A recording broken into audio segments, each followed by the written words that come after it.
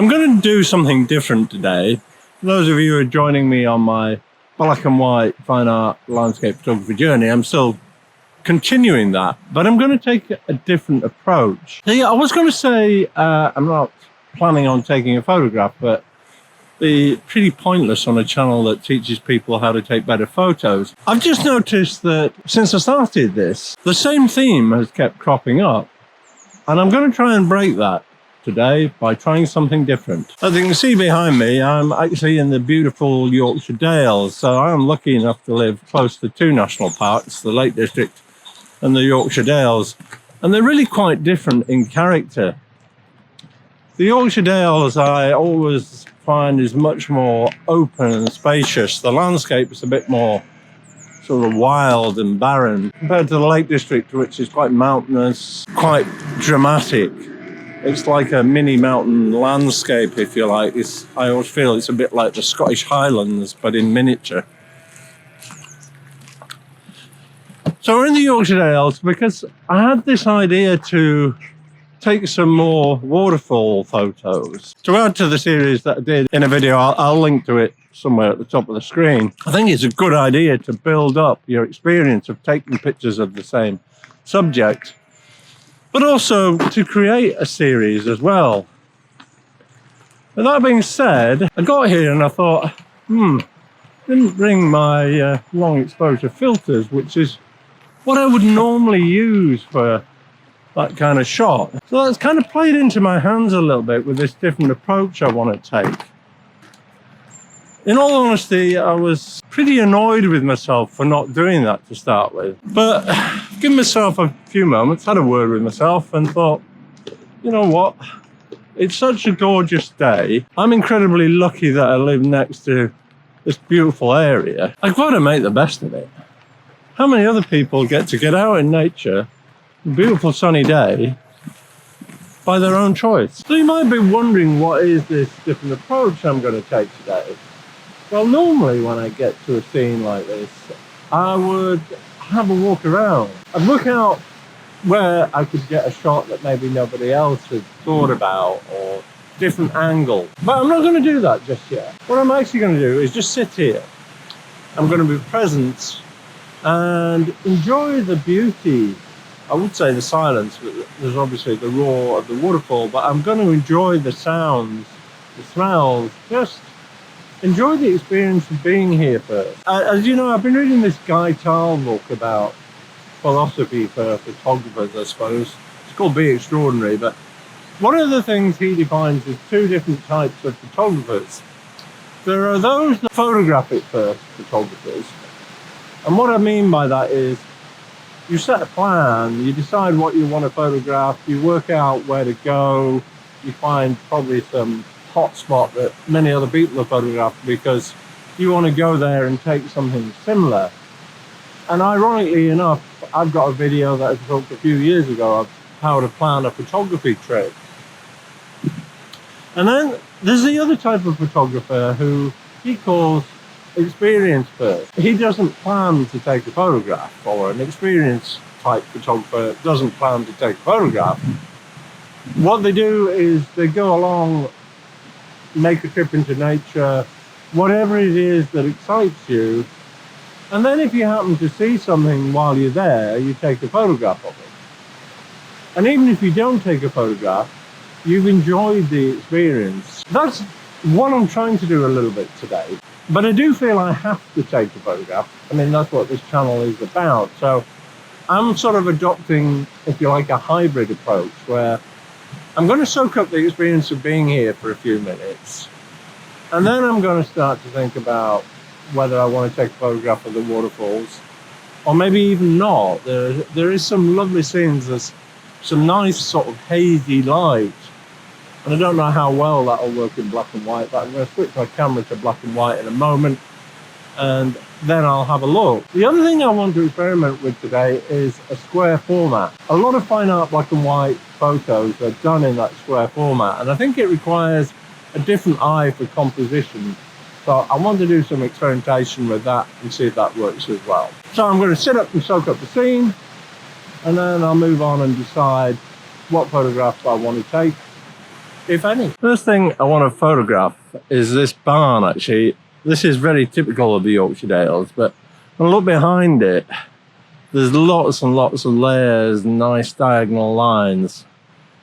So I'm going to try that, set my camera up in black and white and try and get a square shot out of it. So I'm attempting a rather treacherous walk to get close up to the waterfall. I don't want to take a straight head-on shot, because I don't think I can do anything special with it. But I think you can get very close and maybe take something a bit more interesting if I can get there in one piece.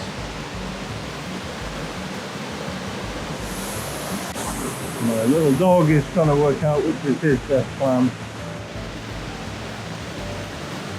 And he's going to go round. He'll figure it out.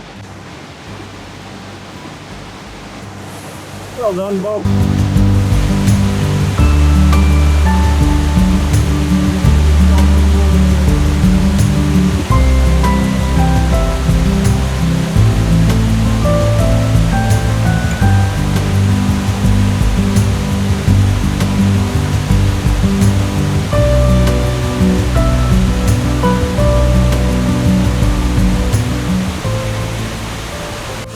But I did mention earlier on, one of the things I've been struggling with all through this project is composition, which is one reason why I thought I would concentrate on going square today, because it would make me stop and think, actually, how is this going to be when it's cropped to square? And I think even some of the great photographers, I looked at Alex Noriega's work, and one of the things he said is that sometimes he misses the shot because he's such a perfectionist about his composition. Now, I'm far from that, but I think we all have a bit of a tendency to try and grab the shot because we've seen something. And that's what it's helped me today, by trying to slow down.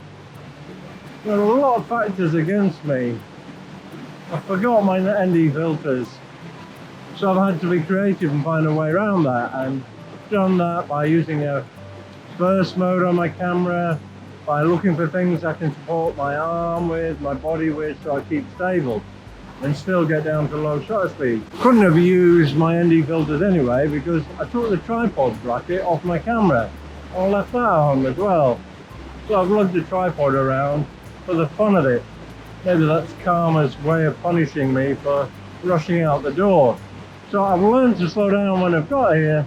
Maybe you need to learn to slow down before I even set off and just be mindful and take the time to prepare properly. Right, I'm going to perch on this rock and see what I can get from there. Come back down, and let me tell you a few things I've learned on this while I continue this journey of improving my black and white photography. I guess today has all been about being more mindful. I'm assuming a lot of you watching this, and you can tell me otherwise in the comments if I haven't got it right, photography is a hobby for you. It's something you do in your free time.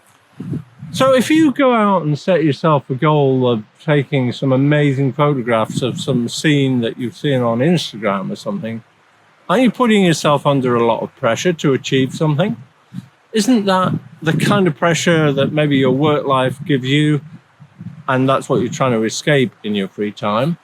And if that is the case, then maybe you can learn from this as well, that being more mindful, enjoying the experience of getting out in nature, enjoying the landscape, the environment, is more important than the photographs you come back with.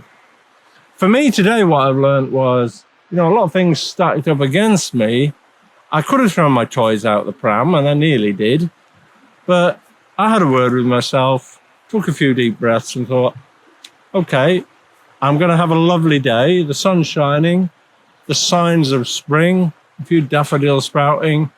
What could be better than spending some of my time in an environment like this? And I made the best of it, and I found that helped me be creative.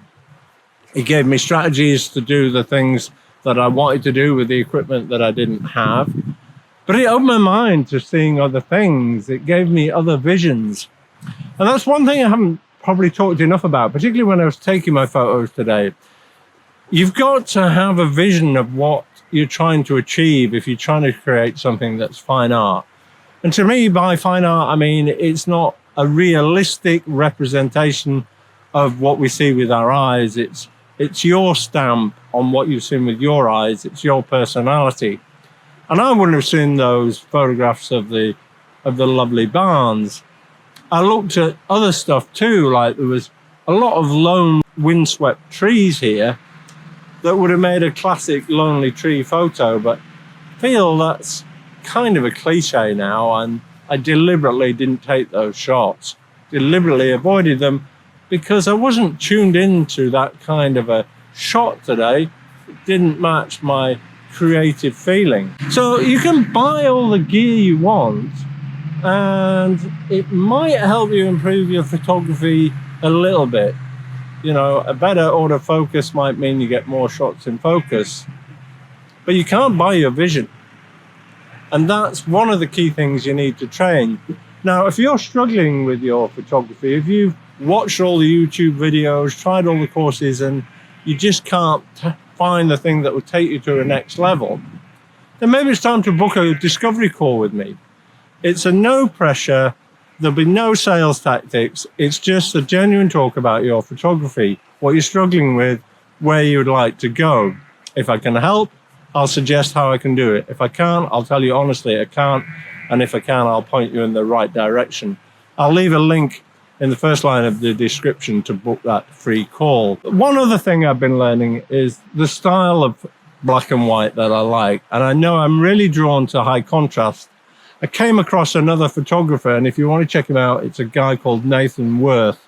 That's W-I-R-T-H. He has some very strong blacks in his images. If you just Google him, you'll find him. And that fits in with the others I follow. So I'm learning to find my style by doing this. I'm not sure how today's photos will come out.